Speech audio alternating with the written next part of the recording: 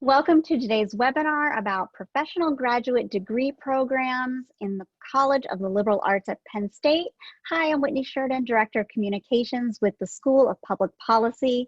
I'll be moderating today's webinar along with our panelists, who I'd like to introduce to you now. We have with us Kai Althouse, Master of Public Policy student, class of 2021. Hi, Kai. Hi, everybody. It's nice to be here. Excited to talk about the MPP program. Thanks for being with us. We also have our Director of Professional Development and Student Engagement, Catherine Baumgardner, with us. Catherine is also an Associate Teaching Professor and has nearly 30 years of public policy experience in healthcare, advocacy, and consulting. Catherine, thanks so much for joining us. Thank you. Hello, everyone. Excited to be here today. And we have Trisha Everhart, Assistant Director of Online Programs with the School of Labor and Employment Relations. Trisha, thanks so much for joining us. Thank you for having me. I'm excited to be here, and thank you for hosting. And we also have Elaine Farndale, Professor of Human Resource Management and Associate Director of the School of Labor and Employment Relations. Dr. Farndale is also the Graduate Program Director for the school. Welcome, Elaine. Thank you very much, and welcome to everybody to this webinar. And I was just about to say the same thing. We're so excited to have everyone joining us. And before I forget, I want to encourage everyone to ask questions in that Q&A chat box. We will be responding to your questions throughout the entire discussion. So please do not hesitate to start asking those questions. So what are we here to talk about? Why a professional graduate degree? First, I want to start off by asking Catherine, can you give us a quick overview of the difference between a professional graduate degree and an academic or research graduate degree? Sure, Whitney. It's an important distinction. Academic degrees are typically more research-based, and they focus on deepening an understanding in an area of study versus leading or impacting an organization in its day-to-day operations. A professional degree focuses more on the real-world application, where you're actually putting theory into practice, and it's providing students with both hard and soft skills, as well as project-based job training, such as internships and capstone projects, so the students are essentially job ready upon graduation. So Kai, you studied cultural anthropology as an undergrad at the University of Michigan. What made you think of pursuing a professional degree versus that research degree? Because, you know, cultural anthropology makes me think that you would maybe go the route of a professor or something like that. Yeah. Why the choice for the professional degree?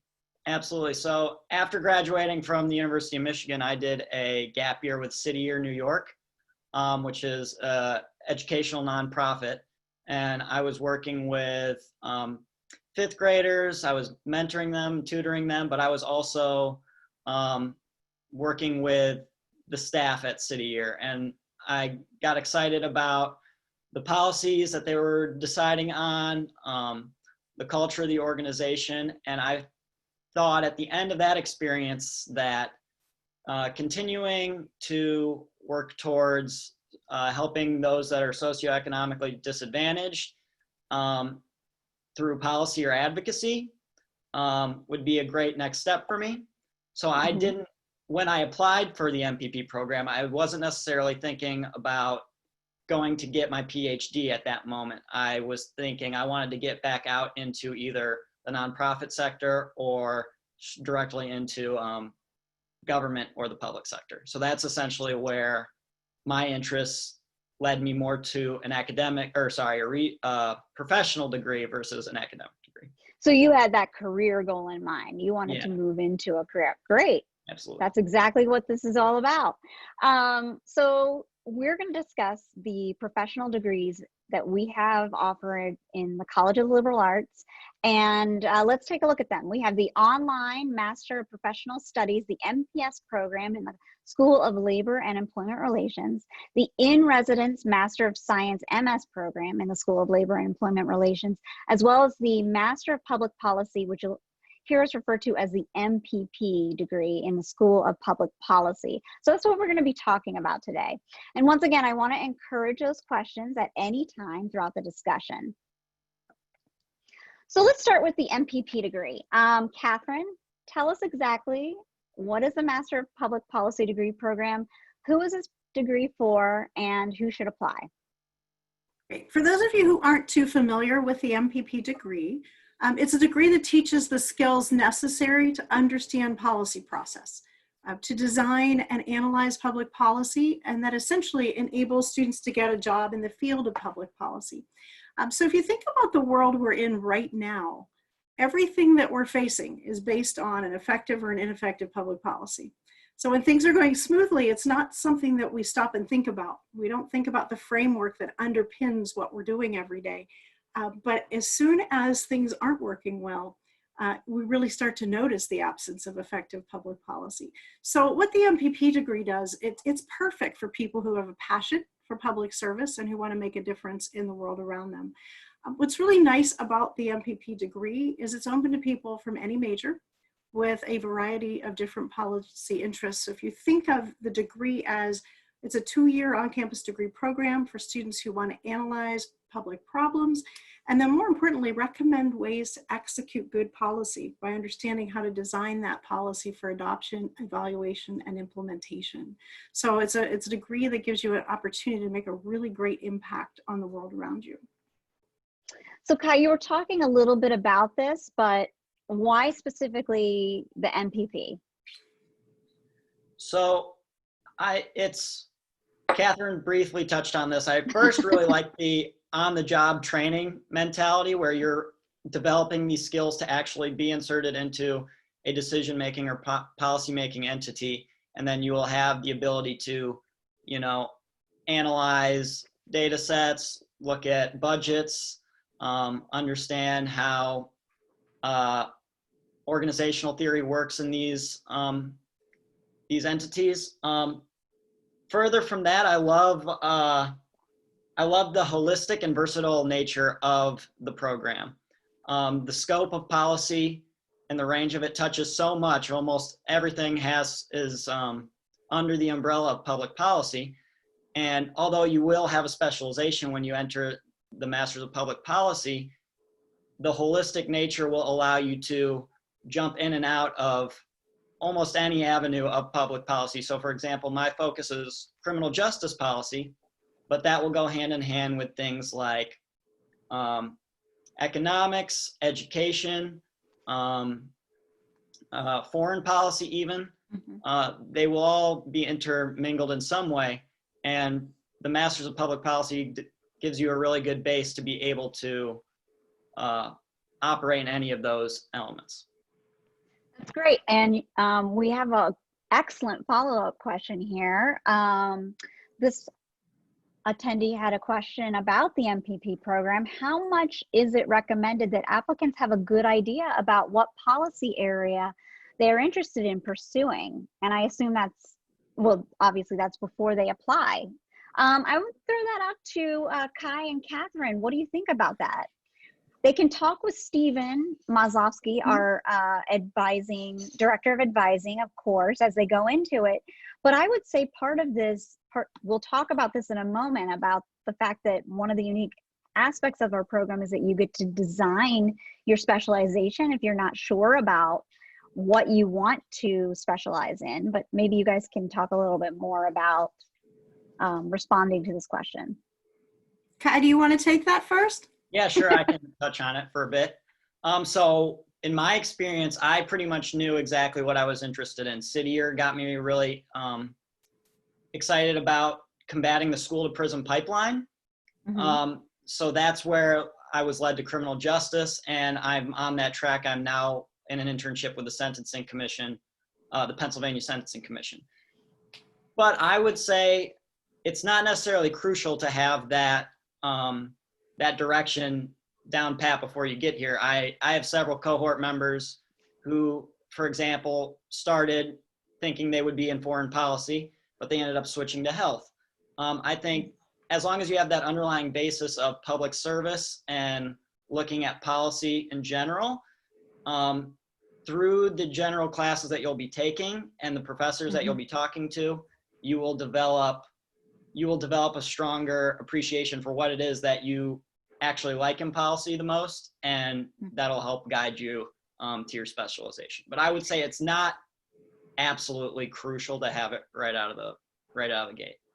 And Kai, we'll talk about this with Catherine, both of you in a minute, but about the curriculum. But from what I've seen in the past couple of semesters, is we have our students start out in a lot of the core curriculum classes that are generally talking about policy analysis and things like that.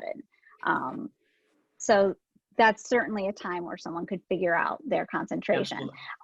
This is another question. I was wondering why MPP might be more beneficial than a master's in criminal justice specifically. Great question for you, Kai.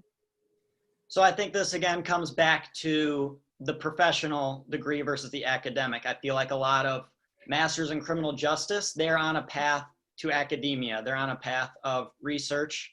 And that is absolutely used in public policy, but the Masters of Public Policy with a criminal justice focus is going to look more at applied research and evidence-based projects that are then used to determine policy. So I think that's where I would see the biggest difference between those two. Great answer. So let's move on. Catherine, tell us about the MPP program curriculum and specializations. I mentioned this briefly. What makes the program unique? Sure. And I'm sitting here smiling as I'm listening to Kai, because I know, me too. So much of what Kai just said is really what a professional degree program is all about. And not knowing your exact level of or area of passion is part of the process.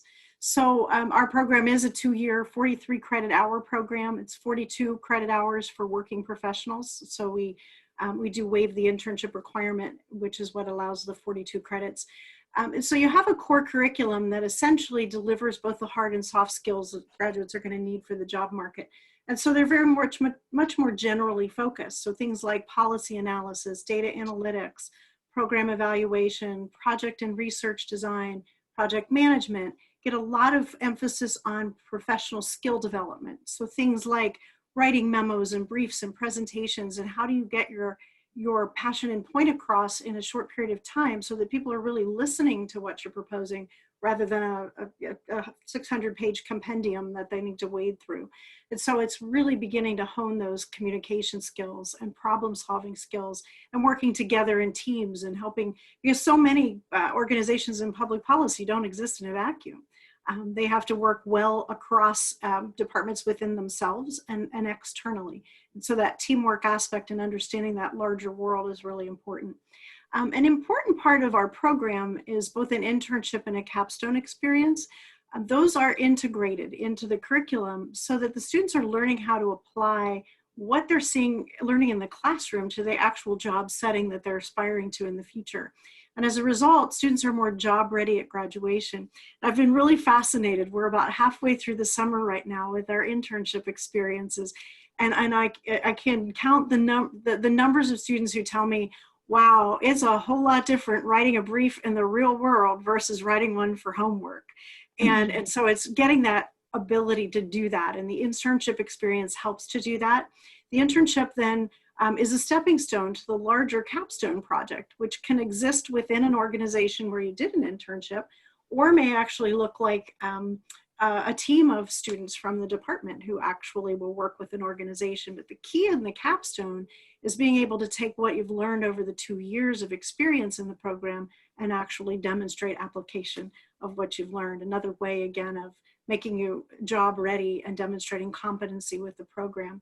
What's really unique about the program, and you heard Kai talk about that a little bit, is that there are areas of specialization. And you see on the slide a number of different areas of specialization that once your core classes are finished, you can begin to weave into your curriculum. But if there's something not on that list, you'll have the opportunity to work with faculty from across the Penn State campus at University Park to design your own specialization. So it's, again, that opportunity to find your passion and see where you really want to make a difference. And Kai, we talked about your specialization, and I want to talk to your internship in just a second, but tell us a little bit about, we're speaking about curriculum, tell us about the class experience. I know we have a great cohort. How's the class size? How's working with your cohort? So we do have a great cohort, and because it's relatively small, because it's new, you get to spend a lot of time getting to know those people and working with those people, and you really build a tight-knit community there. I also think that that's great in terms of access to professors, because you're able to have plenty of one-on-one right now, get a lot of feedback if you're struggling with something. Like, I know people struggle with statistics. They'd be able to go to our professor, Dr. Fenelon, and get that easy.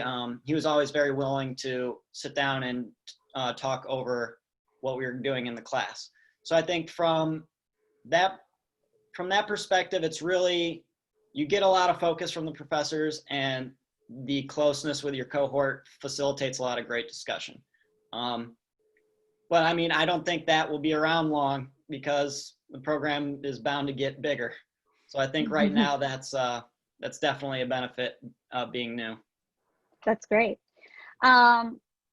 One more thing I want to talk about before we shift gears a little bit. Catherine, you mentioned the internship, and but we also provide a lot of support that you might see with some other programs.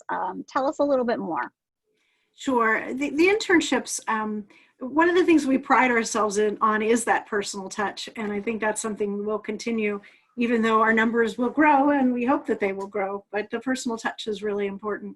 And so with internships, while the student is responsible for finding the internship, we give an incredible amount of support in that process. So not only helping students to find where to look for internships, but also coaching through the application process, resume review, cover letter writing, interviewing support, including with the pivot to virtual. We actually put together an entirely a program so students could learn how to make that pivot to how to be effective as a virtual interviewer. And we also then have the structured experience guided by an internship coursework. So there's a specific course that happens between the first and second year in the program.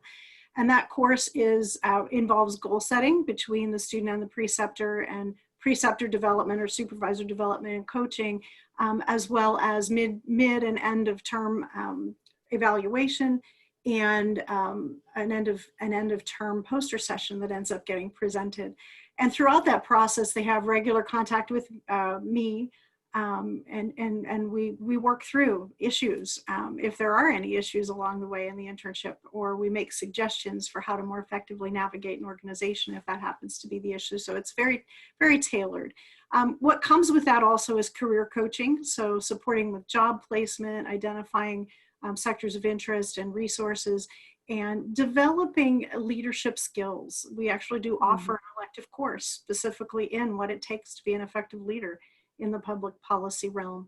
And also tied into that is professional developments. We bring in speakers from different sectors of public health virtually now until we're able to be in person again, but we also do programming with other areas at Penn State. We're developing a mentoring program. So the key message here is that the internships and job placement and all of this is part of the whole package that we tailor to meet your needs, and you have support every single step of the way. So the journey is only as alone or as integrated as you want it to be. We have a great question here. Is the MPP program through World Campus? What do classes look like online? That is a great question, because as a lot of people know, across the country, universities are making a lot of decisions right now. And as far as our program is concerned, we've made the decision to offer our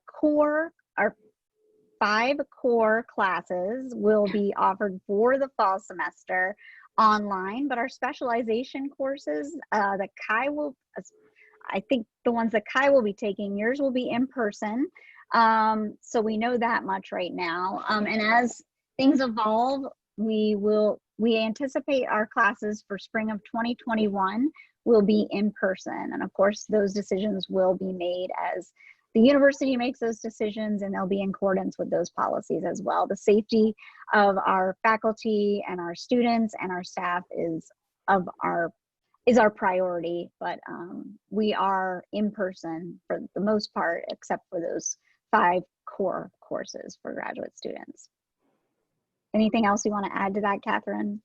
I did want to add that the program is not through World Campus. It's not. Yes, it is that's through main true. campus. It's And through main campus. the online classes are a blend of some are synchronous with live lectures and some and also hybrid. So live lectures with some asynchronous work. That's true. And so, we're building full courses out, working with our digital pedagogy and scholarship department in the College of the Liberal Arts to offer the most effective courses that we can with our professionals throughout the college, so that we can offer the courses to the best of our faculty's ability, and so that they can be an enriched experience for our students as well. Here's another question. Can the MPP program be completed while working full-time? Thinking about night class availability. Well, that is a fantastic question, because most of our courses are offered in the late afternoons and early evenings. So I would say yes. we have a number of students that are doing the program. We do. As full-time employees. And that's why we say that that if you're a full-time employee, if you're a working professional, that the credits are 42 credits. I want to shift gears now and I think we're bringing first Elaine into the conversation. We want to talk about the MPS and MS in Human Resources and Employment Relations. Elaine, can you start with an overview of the HRER curriculum for us? Sure, thank you, Whitney.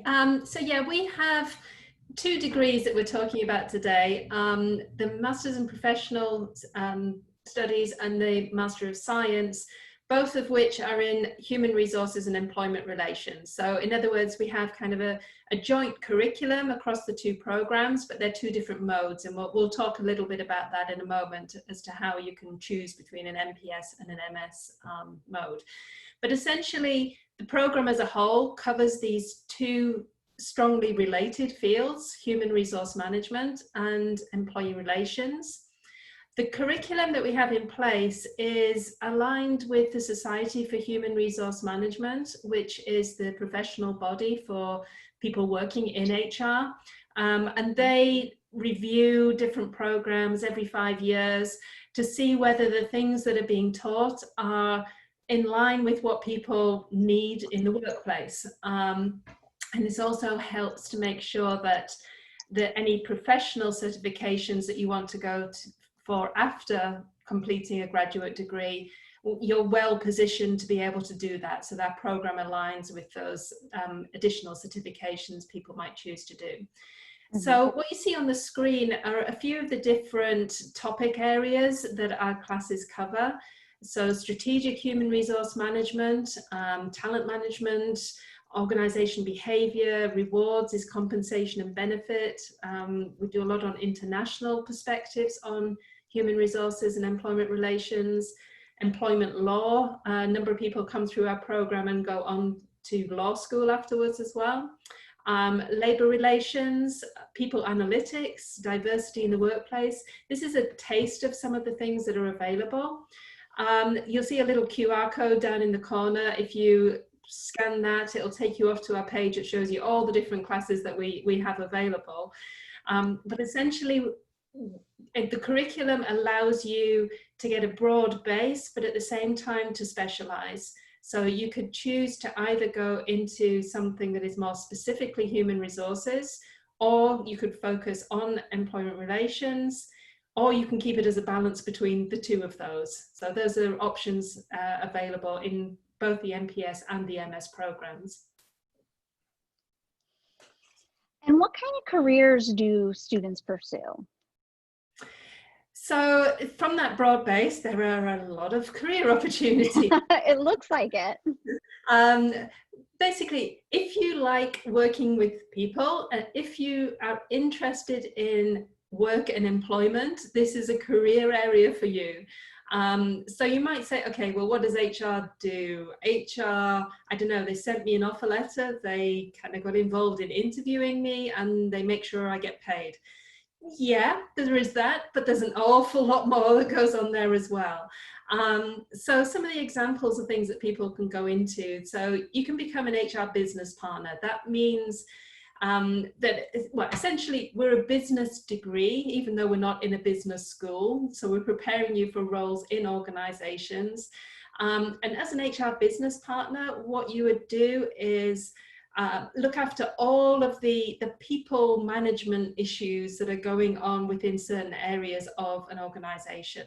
So you'd be standing side by side with the manager of that unit, helping them make the human resource decisions, helping them make the people decisions, and managing those people in the organization. That's kind of a very broad role, and a lot of people graduating out of the program go into that kind of wanting a little taste of all sorts of activities. Other more specialist roles could be in the recruitment area, becoming a headhunter, training and development, so leadership development, making sure that you're involved in training the future leaders of the organization. People go into compensation and benefits, the rewards kind of area, talent management. A number of people graduate and go and work for consultancies. So a human capital business analyst helping organizations work out the right balance of people to have in the right place at the right time with the right skills, working through those detailed pieces for organizations. A people engagement officer, or sometimes also known as a chief happiness officer nowadays. So how do we ensure that our people remain motivated, engaged, and especially at times like this when everyone's having to work remotely? These are kind of critical roles in organizations. Other options, diversity manager. So really getting into diversity and inclusion.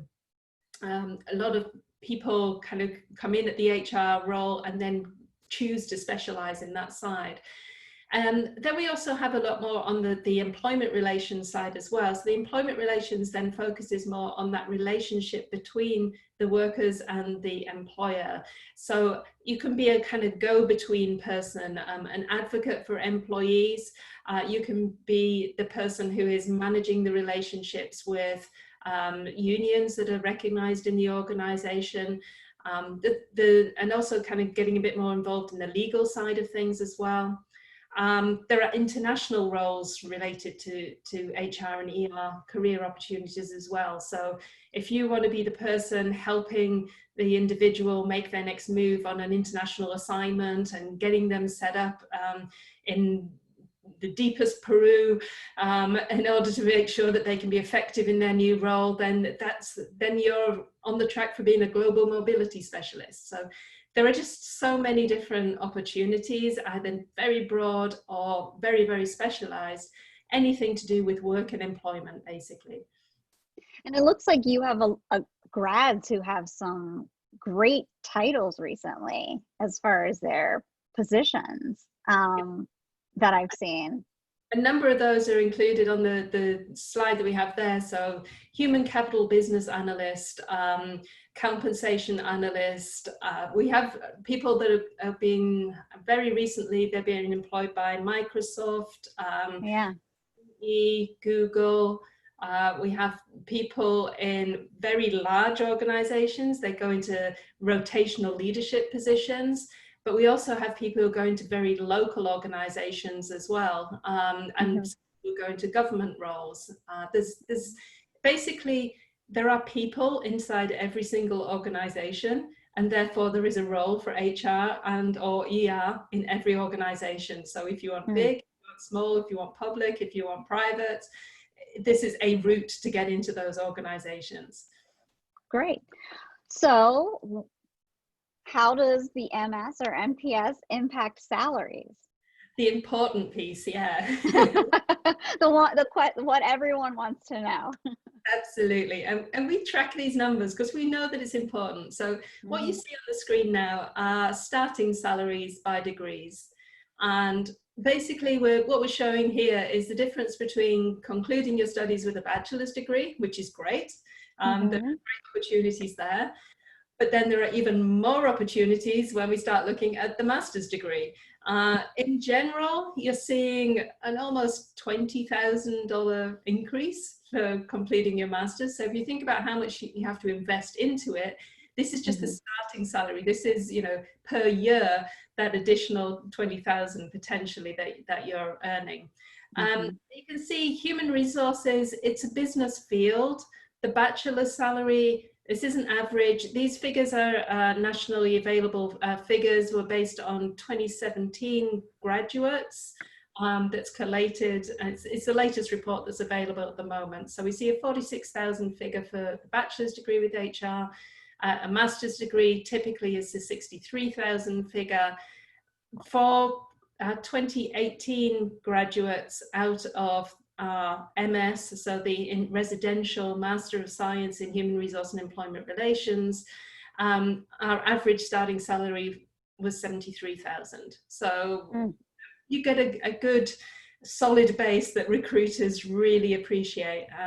And we do actually have within the school, we have a dedicated careers person. So you get support directly linking you to recruiters who want to come to our school to recruit. Wow. Excellent. So now, Catherine, what about employment opportunities for MPP grads? Absolutely. And I also want to just make a quick comment, Elaine. It was fun to listen to all of the different opportunities in HR. My doctoral work is actually in workforce education and development with an emphasis on human resources and organization development. So yeah, so definitely an exciting track as well. So that was fun to hear your perspective. Public policy is also an area that has endless opportunities for MPP grads. They work as budget analysts, government affairs professionals, consultants, data analysts, many other positions across many different sectors, which you'll find on our website, but things like the national level, state and local government, think tanks, consulting firms, nonprofit organizations, lobbying firms. All of these organizations find that it's incredibly important to have people that understand the big picture and see the global perspective of how policy impacts virtually everything that we do in an organization. So it's, you know, especially watching what's happening in the world today, it's a really exciting time to be in public policy. That's absolutely right. And I want to echo what Catherine said about looking on our website. If you go to publicpolicy.psu.edu and click on graduate or even undergraduate, if you're an undergraduate student looking for some of our undergraduate programs, and you click on careers, you'll find a lot of this information and I can tell you more. Here's a question. Is the international student who graduates from MS HRER easy to find a job in the US and get a visa sponsorship? So that is always the $1,000,000 question. I will not lie that in the current circumstances, that is tricky. It is tricky. At the same time, well, it's always more challenging if you need visa sponsorship than if you are already authorized to work within the US. It is always more challenging. I have seen over the years, I've been in the school for 11 years, and I have seen so many inventive ways, creative ways that international students have built their careers within the US. So it's about having the right networks, connecting and everything, but we now have a considerable network of people who have graduated out of our program, who were international students and who are now in, you know, excellent positions across the US. So we have a network there that we can help with this process. It's not a guarantee. It's a really difficult thing. And at the moment, it's even trickier. But at the same time, I think we give students the best possible opportunity to be able to make that step if that's what they're looking for. And I want to ask a question, Elaine, and maybe Trisha and Catherine can help out with this. Is that something the Office of Global Programs assists with at all in those kind of situations, or another department on campus? From my experience, it is not an area they get involved in. Oh, okay. This is a career issue as opposed to a a student issue as such. Okay. So Well, I want to echo your point about we do have the largest alumni network in the world, and we always talk about that in our MPP webinars a lot, in all of our recruitment webinars, and they are invaluable to all of our graduates. And I'm sure you guys feel the same exact way. So they're very helpful. absolutely, our alumni are everything. I do want to talk about potential earnings for grads, but I also want to ask Kai, I know you're in your internship and we mentioned that briefly, but what about your goals post-graduation? Do you have any thoughts yet? Oh, wait, microphone. Yeah, sorry, thanks. I basically haven't stopped thinking about that since I entered the policy program. I think my underlying goal of using policy or advocacy to help the socioeconomically disadvantaged or socially disadvantaged is still a driving force there. But I'm very interested in casting a broad net to see what my career options are post-graduation. Some things I have closest in my mind right now is I want to apply for a presidential management fellowship. I'm interested in working in the Department of Justice in any capacity, maybe the U.S. Sentencing Commission, Inspector General. I think I'm most interested in juvenile justice policy, and there's any number of commissions in any number of states that have things like that. I've also been researching and looking to every and any think tank under the sun. I think that would be a very interesting experience and introduction to a career in policy. And I also think I'd be lying if I haven't considered running for public office. I think that would be great, amazing as well. So that, again, with the holistic experience with the policy program, I really like to be able to have all these options and to hopefully explore them. And Catherine, maybe bringing that to you soon enough. And I want to point out that we have 100% of our cohort has secured internships, which is a huge feat, especially right now with what we're dealing with. You know, most of them are, well, all of them have been remote. I think one has finally moved into the field or is about to move into the field, but that's still an amazing accomplishment, thanks to all of our students and in large part to Catherine for her assistance in making a lot of those calls and helping make all of this make all of this possible with setting it up. But that's great. And I know you'll be helpful with Kai and all the rest of our students and helping them determine what they want to do when they graduate. So let's talk a little bit about what happens when they graduate. Is the MPP worth it? And will this boost earning power? I'm sure a lot of people want to know about those graduate degrees because either they're taking out loans or asking for assistantships, scholarships, things like that. Tell us a little bit about what they can see, what they can expect once they graduate. Sure. The Census Bureau is reporting that MPP grads will earn about 19 to 20,000 more than their counterparts with bachelor's degrees. So very much like what HRER is seeing. And our pay scales have a very wide range between 40 and 125,000. And that's largely due to the sector you choose. So in the nonprofit end, things tend to be a little lower in salary, and in the for-profit end, they tend to be a little higher in salary. So it really kind of depends on where you focus your time and effort.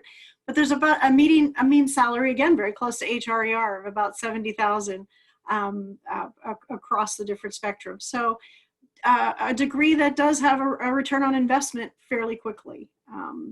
Anything under 3 years is a great return on investment. So yeah, a degree that definitely pays for itself, not only financially, but from a satisfaction standpoint as well. And you can look forward to helping you work on running for public office. That's good. And you can find links to all those details on our website as well under that career section that I mentioned, including all of the links to those statistics from the U.S. Census Bureau. Before I switch gears a little bit again and talk to Elaine and Trisha, I want to remind everybody that we're still taking questions, so use that Q&A chat box at any point throughout the discussion. So I want to turn to the online MPS program and Assistant Director of Online Programs, Trisha Everhart. Trisha, can you begin with telling us a little bit about the World Campus format? Yeah, sure. So as one of the participants had asked earlier, if the MPP program was through the World Campus, the difference with the MPS in HRER program is that it is 100% through the World Campus.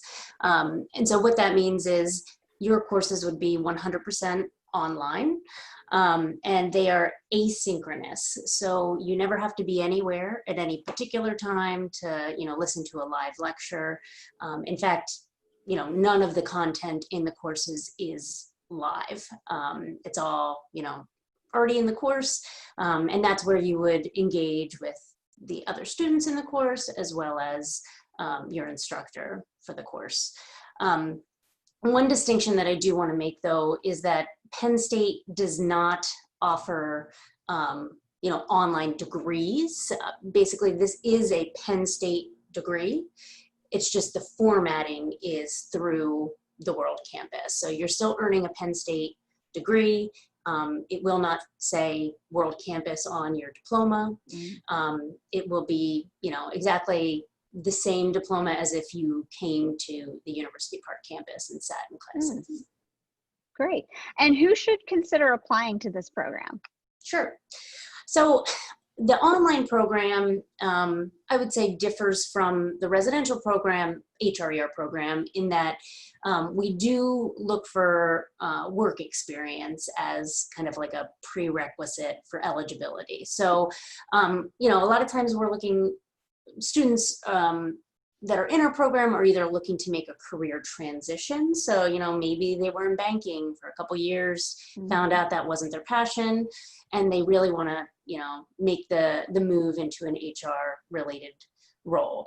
And then there's also students that, maybe they've started in HR, they want to progress up the, the career ladder, and just learn more about the profession and dive a little bit deeper.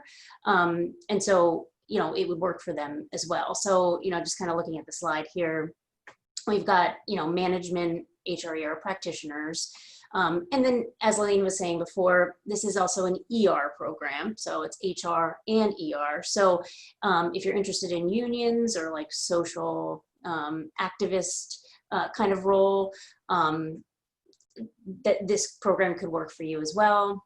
Government employees, and really any field, as Elaine kind of mentioned before, there's an HR role in every single organization, nonprofit, for-profit, government. There's people that need to manage the people that work there. And so, it really is kind of vast and far-reaching. Great. So tell us, we talked about the variety of HRER career options earlier, but can you expand on the concentrations that we have within this program? Sure, yeah. So we do have a core curriculum that all students, need to take. And then students get to choose from 7 areas of concentration. So they would just choose one area of concentration based on their interests. We have some students that choose, like, let's say they're in recruitment now, and they're looking to kind of diversify, right? They don't know where they're going to be in a couple years. They don't know much about benefits and compensation, so they actually choose that track. And then we might have some students that are in recruitment. They love it. That's where they're going to be, from here until they can, envision retirement. And so they may choose the staffing, training, and development. But just kind of going over this list here, we've got the benefits and compensation. We have labor and collective bargaining. That would be for, people in an ER role. We have the employment and labor law concentration. So as Elaine was mentioning earlier, if maybe you're looking to then get your law degree after, this might be a good track for you. It's also a good track for anyone who is either in a generalist role, HR business partner, HR director. You kind of need to know the laws surrounding the employment relationship. Staffing and training, we've got ethics and leadership, labor unions, organization and strategy. This is geared more towards students who are actually interested in working for the union. And then we've got the international HR track for students interested in or that are already currently working in global multinational organizations. How does the program structure work for students? Mm-hmm. So this is designed to be a part-time program. So most, I would say the majority, high majority of our students are working full-time, and it's a very flexible program. So, you know, but it is also unique to the student. And what I mean by that is it's not a cohort program. So you're not taking the same courses as everybody in the program, and you start and then you finish all at the same time. So what happens is, at the very beginning, after you're accepted to the program, you'll meet with me. We'll kind of talk about your situation. How many, do you have a timeline in mind? What do you got going on outside of school and work?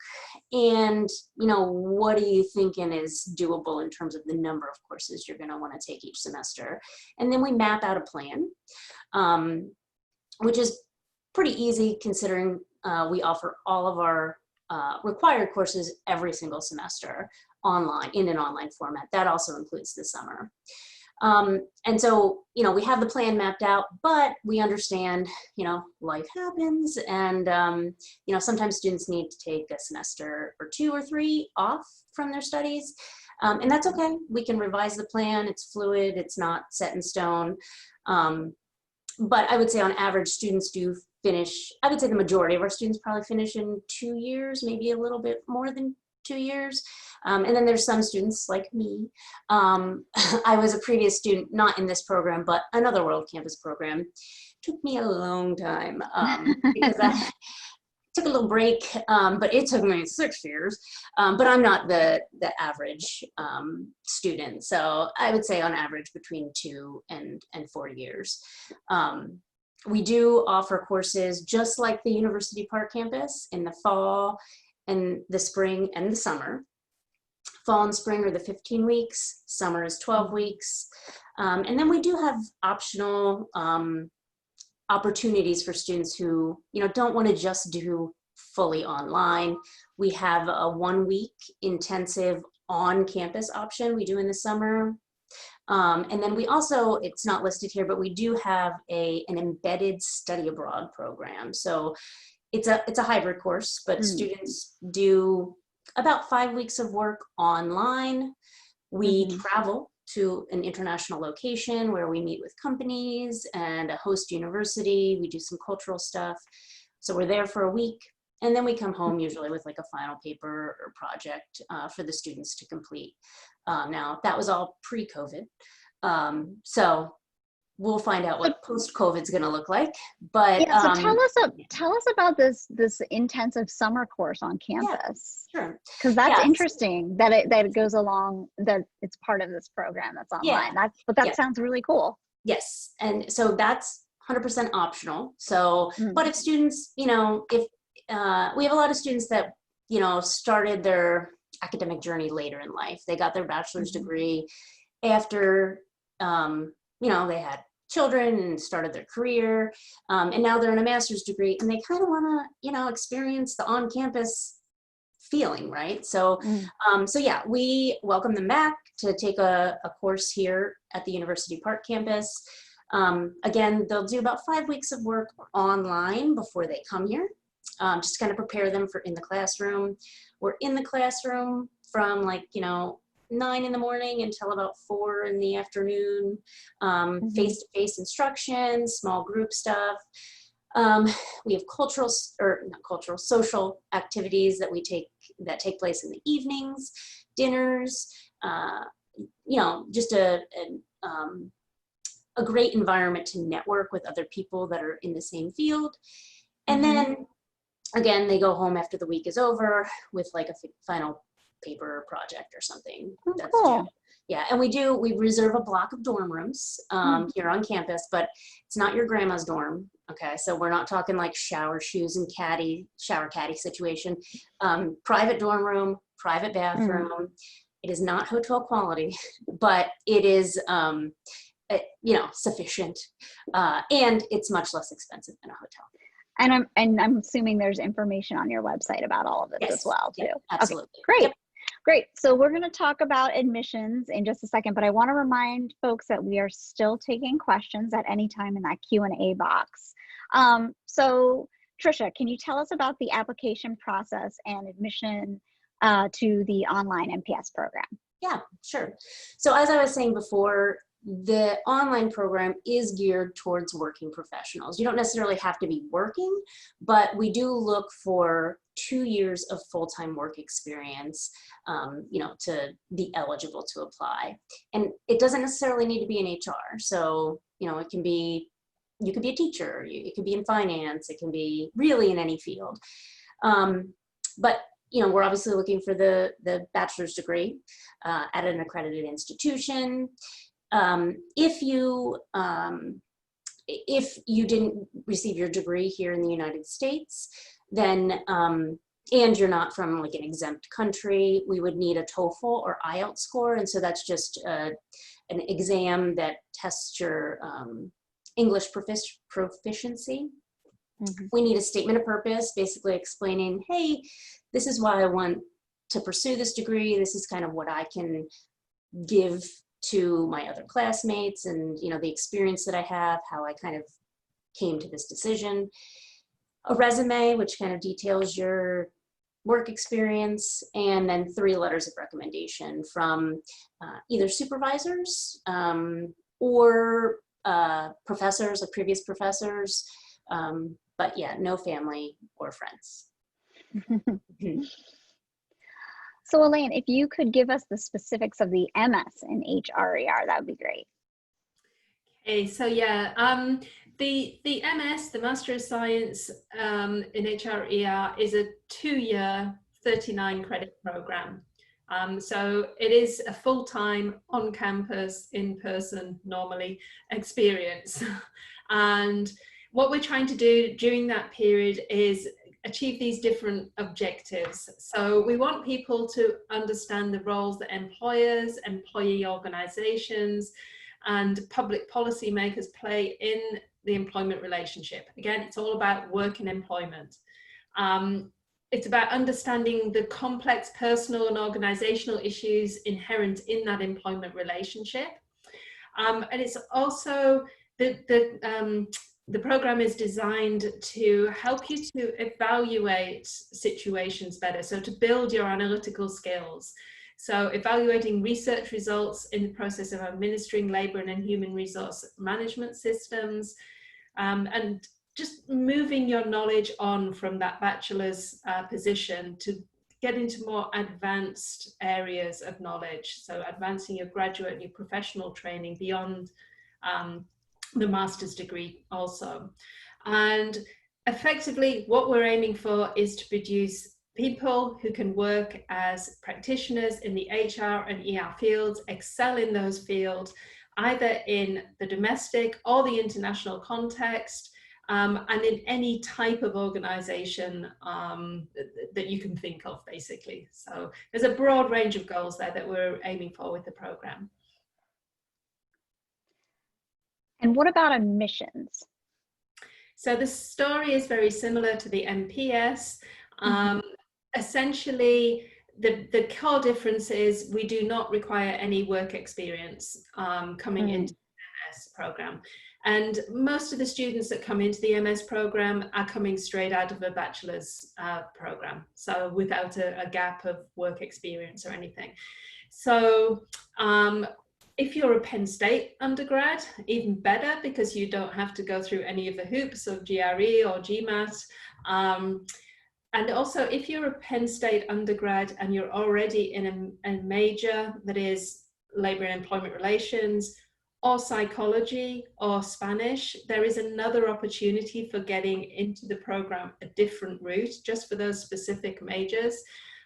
which is an integrated program that allows you to do your bachelor's and your master's in 5 years instead of spending 4 years plus 2 years. So there's an added bonus for anybody, and people are welcome to send me an email afterwards, whatever, and we can explain more about that program.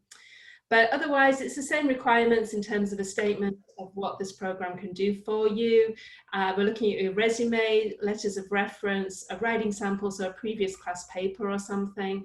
And we have a deadline for applications, which is the February 1st for consideration for entry into the program the following fall semester. That's a great point. And before I talk about our requirements, I want to echo what Elaine said.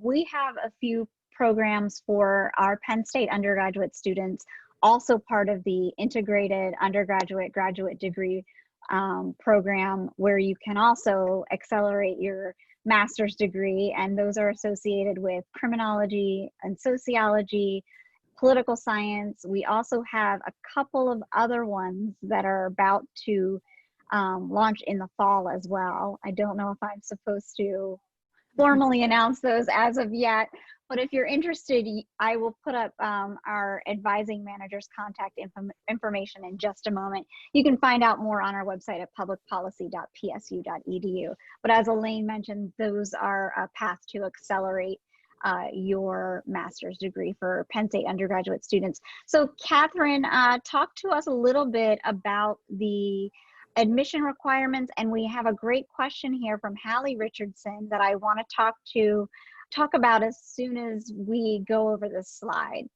Sure. And you'll see very similar to what the other programs require. We look for the bachelor's degree or international equivalent, generally a 3.0 minimum GPA, 2 letters of recommendation, 1,500 word personal statement talking about your career goals and why the degree might help you to achieve them, the TOEFL and the IELTS scores. And we have no GRE requirement. That is one of the things that is different for the applicants. We do those assessments of proficiency in other ways.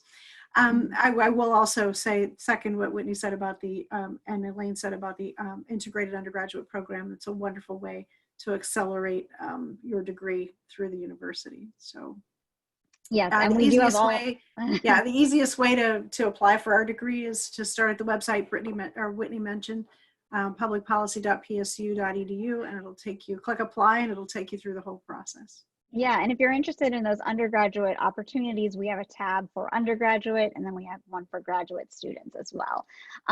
So if you are interested in more about applications and the application process, go to publicpolicy.psu.edu/apply, and there is a wealth of information there.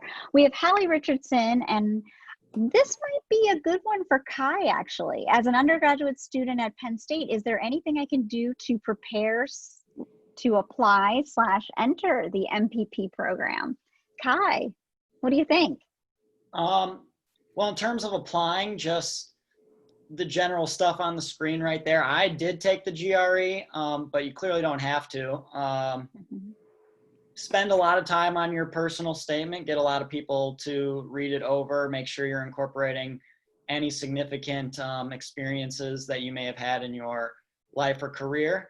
In terms of entering it and things that maybe I did and maybe would have liked to know, if you don't have really much experience with Excel or the statistical software R or RStudio, I would download RStudio and just start playing around with those 2 types of softwares, because you'll use them a lot, and there's plenty of resources on, say, YouTube that will really just be able to give you a good bearing on those tools, and you're going to end up using that type of stuff a lot throughout. And we do have an orientation with a boot camp to help our students with that software right before the semester starts as well. Correct, Kai?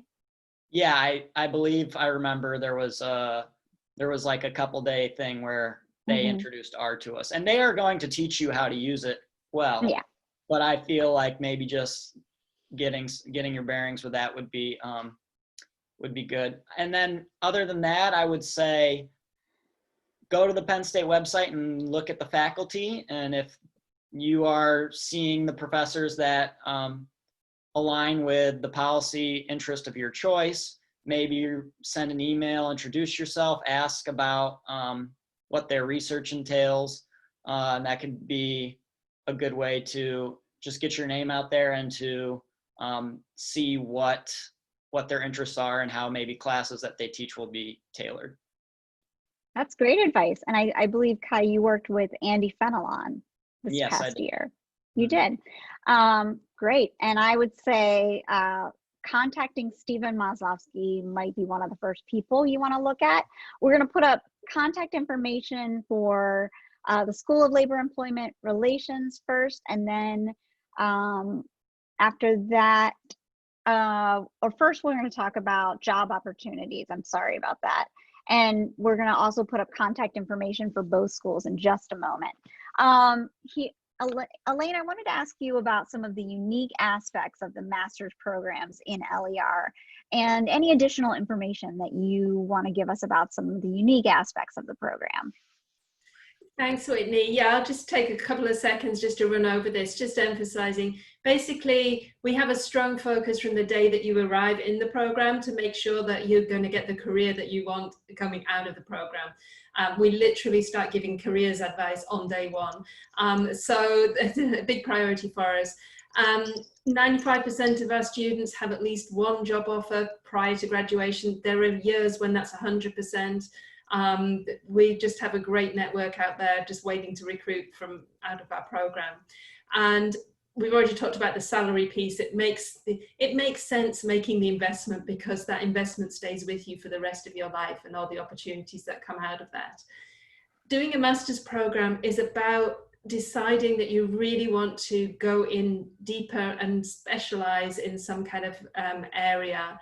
And so be that at HR, be it ER, be it public policy, whatever that is, that's what a master's program is about. It's about getting that extra expert level that can make a difference for you in the workplace. And ultimately, what we try to do in our program is to make sure that we have a community, a sense of community. And that stays with alumni. They're very engaged with us and everything. So creating that bond is really important within our program. A very quick word about why should I do the MPS versus why should I do the MS? Because essentially it's the same material, it's the same core material, and you get the same options in terms of specializing in HR or ER. It's all about your personal circumstances and a little bit about your career goals. Do you already have work experience? Maybe you're currently working full-time or part-time, and it's not easy to go to campus to do something, then the MPS is a great way of doing that. If you're straight out of school, don't have the work experience yet, but you already know that this is the direction where you want to go, then the MS program is probably in a better position for you. The MS program actually also has a track for people who do want to go on to do research and do want to continue to a PhD. So that's also an option in there once you start the program. If you think, oh, actually, I'm really into this research thing, then there is a route through there for you on that one as well. So thanks very much, Whitney, for this opportunity to be able to say something about the school's MPS and MS programs. So we've taken a lot of questions, but I want to open it up if there are any additional questions. Now's the time to use that Q&A button in the controls at the bottom of the Zoom window. In the meantime, I'm going to scroll through some of the contact information here. This is for the School of Labor and Employment Relations. You can see their online MPS program contacts, the residential MS program, and the School of LER Career Advisor. Again, what I'm going to do is we've been recording this, and I'll post it on YouTube, and I'll have the College of the Liberal Arts posted on their YouTube channel as well. I'll also post it on the School of Public Policy's website, and perhaps LER can post it on their website as well. And we'll send that out on social media. And to everyone who's been registered, we'll share that as well. And here's the contact information for Stephen Maslowski. He's our enrollment and advising manager. You can reach him at publicpolicy@psu.edu. It doesn't seem that there are any questions at the moment. I want to thank all of our panelists for joining us. We have Can I Trisha say something? Everhart and, oh yes, Kai, Something what do you real have? quick? Feel free to contact me as well. I think I'm gonna put my email in the chat. If you have any more questions Yes, please. from a student's perspective, feel free to connect with me on LinkedIn too, if anyone uses that. It's a great tool. Anyway, just want to put that out there. Yeah, Thanks. put your email in the chat. Go ahead. I'll leave that up. I want to thank Trisha Everhart and Elaine Farndale from the School of Labor and Employment Relations. And we also had Kai Outhouse from our MPP class of 2021, which is not too far away, Kai. He's also interning right now this summer. And Catherine Baumgardner from the School of Public Policy. Thanks so much, everyone, for being here. And thanks to all of our attendees for joining us today. If you have any additional questions, please feel free to email us at publicpolicy@psu.edu. And again, we showed you all of those contacts for the School of Labor and Employment Relations. And here you can see all of our social media contacts as well, and the websites for both the School of Public Policy and the School of Labor and Employment Relations. I'm Whitney Sheridan. Thanks so much for joining us, and we hope to hear from you soon. Thanks, everybody. Thank you, Whitney. Thanks, Whitney. Thanks. Thank you. Have a great day. Too.